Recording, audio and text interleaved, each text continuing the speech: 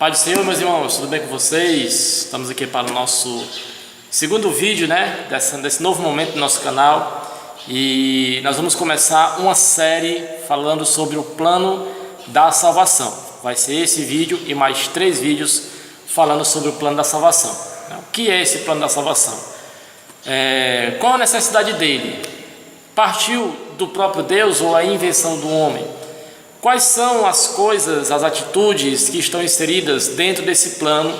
Como fazer parte desse plano? E eu preciso, fazer parte desse plano da salvação? Então nós vamos ver tudo isso. Eu já peço que desde já você se inscreva no nosso canal, que você aperte aí o gostei, ou o like, ou o joinha, como você quiser chamar. Compartilhe esse vídeo com seus amigos no WhatsApp, no Facebook, no Instagram, porque é um vídeo evangelístico, principalmente para o seu amigo que ainda não conhece a Jesus e não conhece o plano da salvação. Então vamos lá.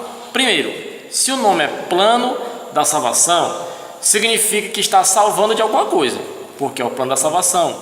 Se é o plano da salvação, está salvando alguém de alguma coisa.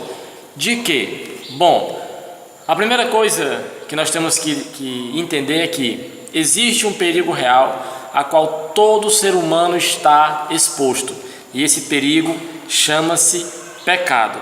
Lá no livro de Romanos, no capítulo 3, no versículo 23 diz: todos pecaram e carecem da glória de Deus.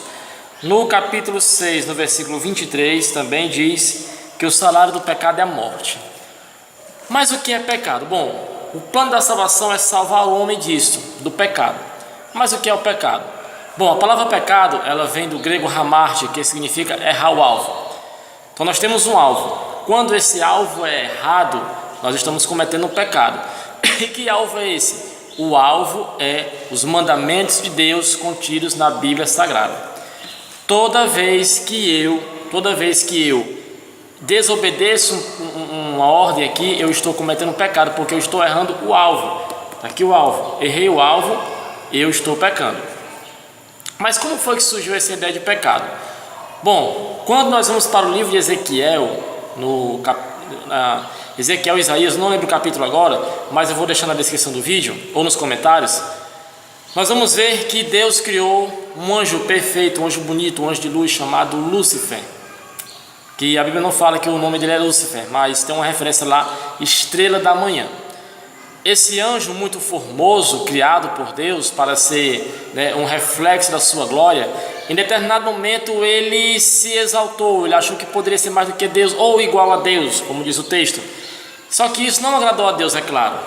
E esse anjo ele acabou seduzindo outros anjos, e o que aconteceu é que houve uma rebelião no céu, e esse anjo foi expulso. Temos aí o primeiro pecado, o pecado quando ele apareceu no cenário da criação, o pecado do orgulho, em que Satanás agora, depois de derrubado do céu, passou a ser Satanás, o diabo, ele deu esse pontapé inicial para a aparição do pecado. Não que Deus criou ele com o pecado, Deus criou ele perfeito, mas ele era um ser que tinha vontade, ele tinha vontade, tomava decisões. Certo? Então essas decisões que ele tomou acabou levando ele a ser expulso do céu. E aí Deus cria o homem. A Bíblia diz que Deus criou o homem à sua imagem e semelhança, coloca no jardim, e Deus dá uma ordem para o homem e dizia: você pode comer de tudo, qualquer árvore, qualquer animal, mas da árvore do conhecimento do bem e do mal, que está no meio do jardim, você não pode comer. Tudo bem, está vindo tudo bem, Adão e Eva vivendo no jardim, uma maravilha. De repente Satanás, que já havia caído do céu, ele se aproveita da serpente, ele entra na serpente, ele seduz Adão e Eva a comerem dessa árvore proibida, alegando que Deus na realidade estava privando-os de um conhecimento maior, de um conhecimento mais alto. Adão e Eva desobedecem a Deus e comem da árvore do conhecimento do bem e do mal, e assim o pecado, ele agora faz parte da humanidade. O ser humano desobedeceu a Deus. O problema não foi o simples fato de comer aquela fruta, mas a desobediência a uma ordem expressa de Deus. O homem agora, conhecedor do pecado, conhecedor do bem e do mal, Deus disse, ele não pode, vai estar lá em Gênesis capítulo 3, ele não pode mais viver eternamente e comer também da árvore da vida, que havia uma árvore da vida lá no centro do jardim. Ele não pode mais comer, senão ele vai viver no pecado. E ali Adão e Eva são expulsos do jardim e agora o pecado passa a fazer parte da humanidade. Nós herdamos de Adão e Eva esse pecado. Nós nascemos, nós agora temos a natureza pecaminosa. É tanto que quando a criança nasce, você tem que educá-la, porque se você não educar, ela é mais fácil ser tendenciosa para o mal. Você não ensina a criança a mentir, mas ela sabe, sei lá, aprende como mentir. Não ensina ela a ser egoísta, mas ela é egoísta. A menos que você ensine, a criança vai continuar assim. Isso prova como nós nascemos debaixo do pecado. Com essa natureza pecaminosa em nós, então o ser humano passou a se distanciar de Deus. Distante de Deus, só existe um lugar para o homem ir: longe da presença de Deus. Mas Deus, Ele está presente em todos os lugares. Então o único lugar que o homem poderia passar a eternidade sem Deus seria o inferno. E a Bíblia diz que o inferno foi criado para o diabo e os seus anjos. E esse pecado agora em nós, na nossa natureza pecaminosa, como eu li neste instante, que diz que todos pecaram e estão destituídos da glória de Deus, deixou o homem exposto a 3 tipos de morte. Primeiro, morte física, quando Deus ainda no capítulo 3 diz que o homem é pó e vai retornar ao pó.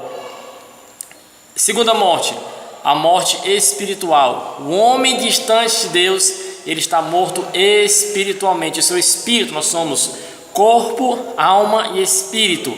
O corpo é esse aqui que você está vendo. A alma são as nossas emoções, nossos sentimentos. E o espírito é aquilo que nos mantém vivos. Só que esse espírito, por causa do pecado que é nós, ele está morto.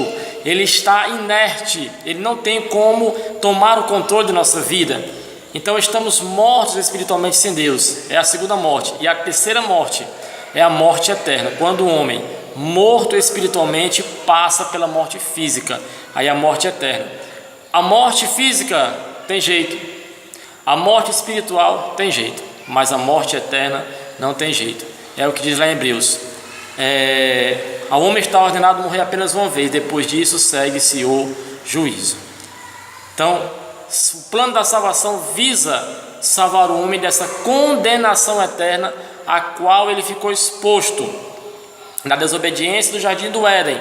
E aí toda a humanidade foi infectada por esse vírus. Leia a Bíblia, o livro de Gênesis, você vai ver ali o primeiro pecado de Caim, quando ele mata o seu irmão Abel. Quando a Bíblia diz em Gênesis 6 que a imaginação do homem passou a ser só maldade, só violência, ao ponto que Deus teve que destruir a humanidade e começar tudo de novo. Mas você vê a história se repetindo novamente. Você vê hoje a humanidade como está mergulhada no caos, mergulhada na imoralidade, na intolerância, na falta de amor. Tudo isso por causa do pecado.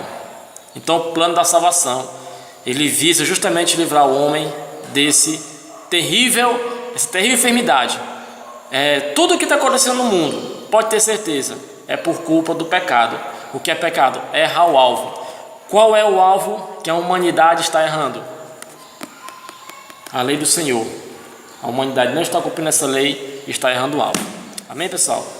Então esse foi o primeiro vídeo dessa série. Eu expliquei o que é pecado. Não devo explicar tudo porque o vídeo tem que ser curto.